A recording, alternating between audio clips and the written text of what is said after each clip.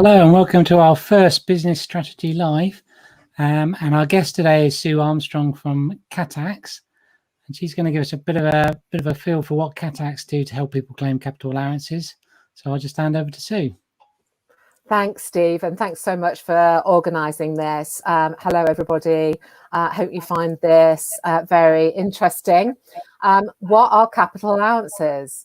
Capital allowances have been around since the 1940s, and still so few people make that claim. So landlords of commercial property have the opportunity to review their buildings, their commercial buildings, and explore the opportunity for a government incentive that less than 10% of you will be claiming. So a little bit about CATAX. Who are we? CATAX have been around for over 11 years. And in that time, we have made over 15,000 claims on all our services, but we started with capital allowances. And we have repatriated just short of £300 million to our clients. Wow. So it's a massive value. But as today, we're talking about embedded capital allowances. So we thought we'd show you a quick 90-second explainer video that just gives you an easy view on whether you might be eligible to make a claim. Okay, let's add that in.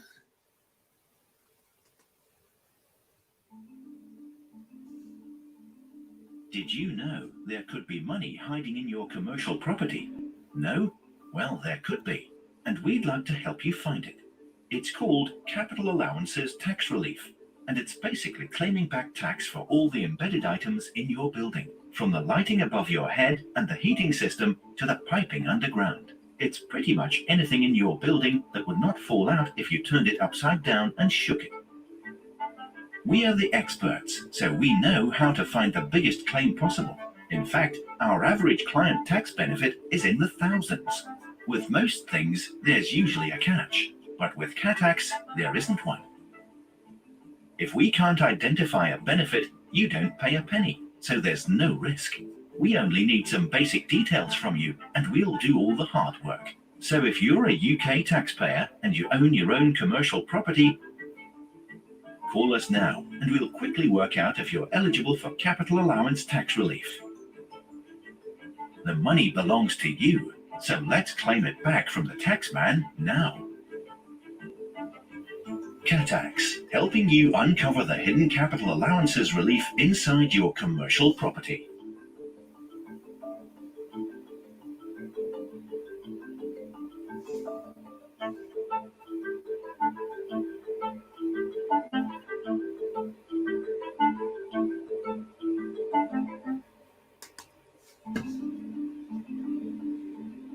Did you know there could be money hiding in your commercial property?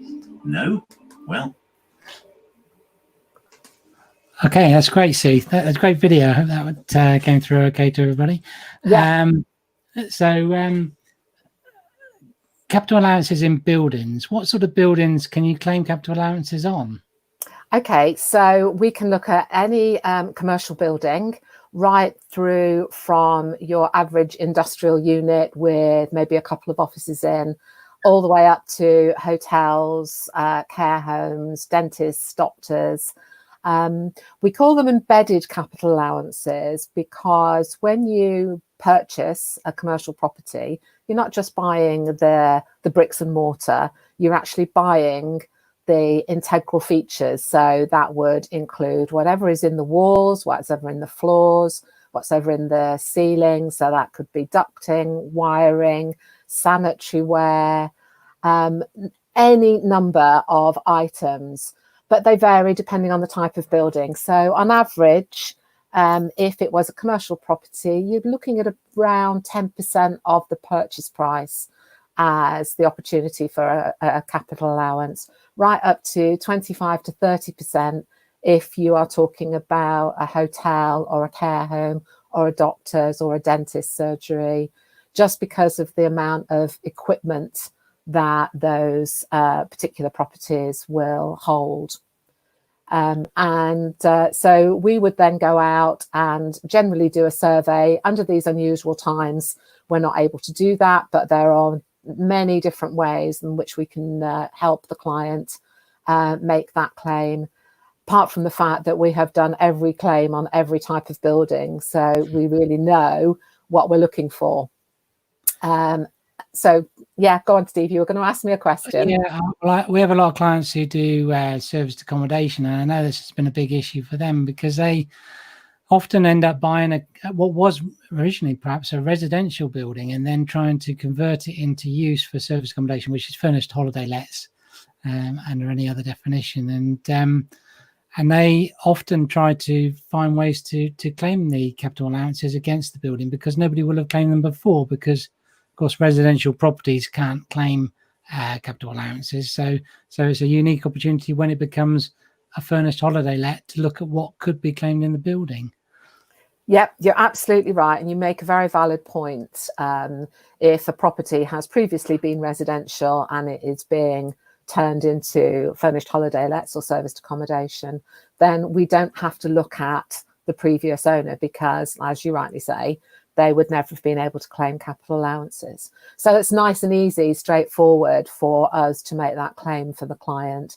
There are criteria that we need to look for, but each individual case is different. So I'm happy to have that conversation with anybody who might hold those types of properties.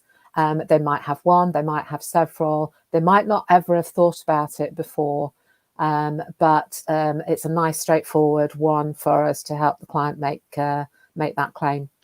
Yeah, no, that's good. I know that one of the problem areas is when people come to buy properties, there's always those questions in the commercial property standard inquiries which say, tell us about the capital allowances that have been claimed and all that kind of stuff. Yeah. And I know from my own clients that often people find those questions really hard to answer because they don't know whether a claim's been made or not.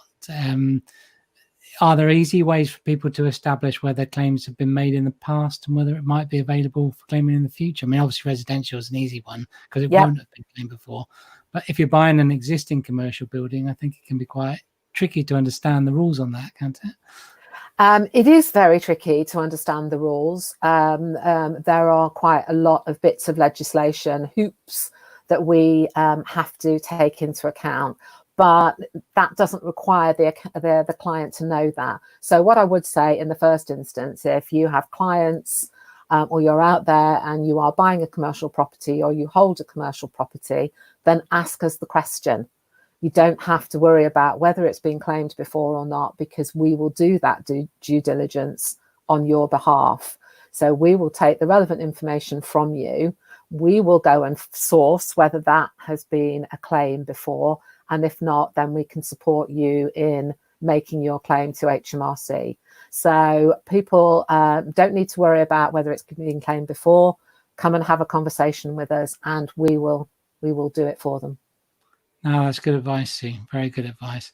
And I know you've also got this fantastic calculator, haven't you? Let's just have a quick look at that, because a lot of people will be very interested in this because you spent a lot of time developing this calculator where you can search for the type of property that you might have. And in fact, furnished holiday lets are on that list. So you can actually the kind of calculations that you might get, and there's substantial amounts. So in this particular example, there's a furnished holiday let house here, and the purchase price, say £500,000, some improvements of £100,000. It's in a partnership, paying 40% tax, and they could actually be due for a refund of £96,000 just on that one property. So it's quite amazing. It's a great calculator to get a rough idea of what kind of savings you might get from just claiming for capital allowances that haven't been claimed before. And as you said, it's a nice, simple, straightforward. It just gives you an overview. There are other mitigating factors. So you mentioned a 40% taxpayer, so there is probably more value there. But these are the questions that we would ask a client when we were having that initial conversation, to be able to give them some indication of what the opportunity is. And yeah, the amount that they get back will be dependent on what tax they've paid. We can go back a couple of years if they've held the property for longer and get them a tax refund, depending on their tax position. And then we can make a claim going forward as well. Another thing to just mention at the moment is the fact that the annual investment allowance at £1 million is quite significant. So even if they might not be able to benefit from the claim at the moment, they can maximize their claim by doing it whilst we've got this annual investment allowance at such a high level. So again, it's a conversation to be had. And the interesting thing about things in buildings is that you can end up with some things being classified as plant and equipment, so that they, you can claim against that annual investment allowance rather than putting it into a special pool that takes much longer to claim against. So the integral features tend to be in a special pool, don't they? But it's the anything that gets classed as plant and machinery, of course, you can claim for straight away, and that's fantastic. Yep. So it's well worth going through that process. The other thing that I've always found important as well is that people should use somebody like CATAX to do that, because you really need a surveyor to get the most value out of this.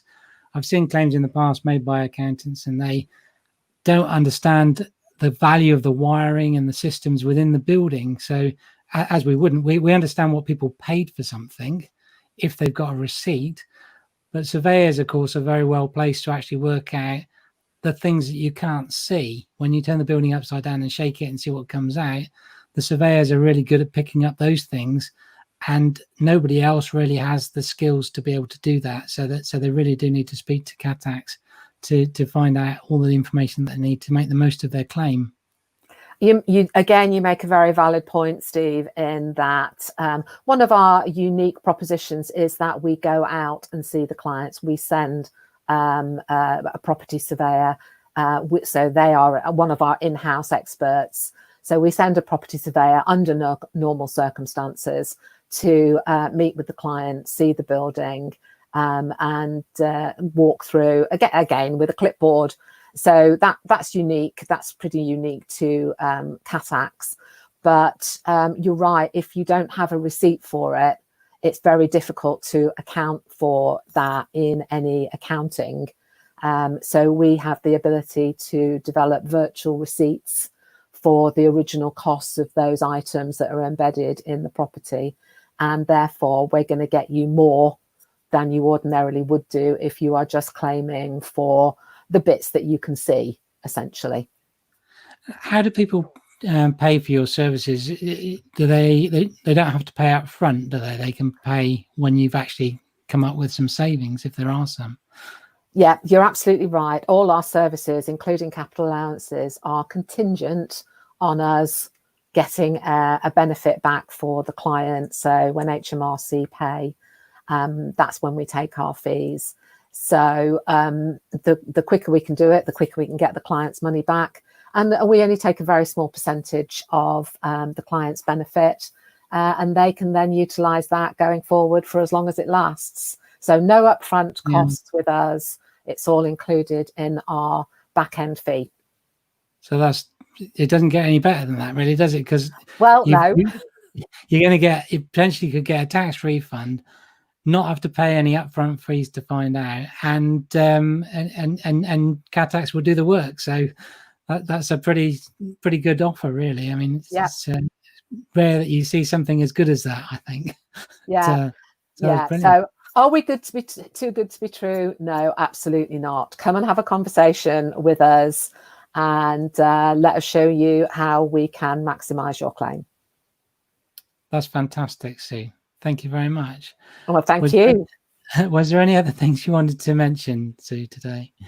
I think we've covered anything, but if anybody has any questions, I think my contact details are on here. Steve, your contact details are there as well. Yeah. So please give us a call, email us, text us, put it on social media. Happy to help. Yeah, that's fantastic. We'll put Sue's contact details up at the end of the when we come up as we end the broadcast. So we'll put those up in a few minutes for you. Okay, thank you very much, Sue. Thanks for being our guest today and Thank you. talking about capital allowances. That's fantastic. Look forward to speaking again soon. Cheers for now. Thanks.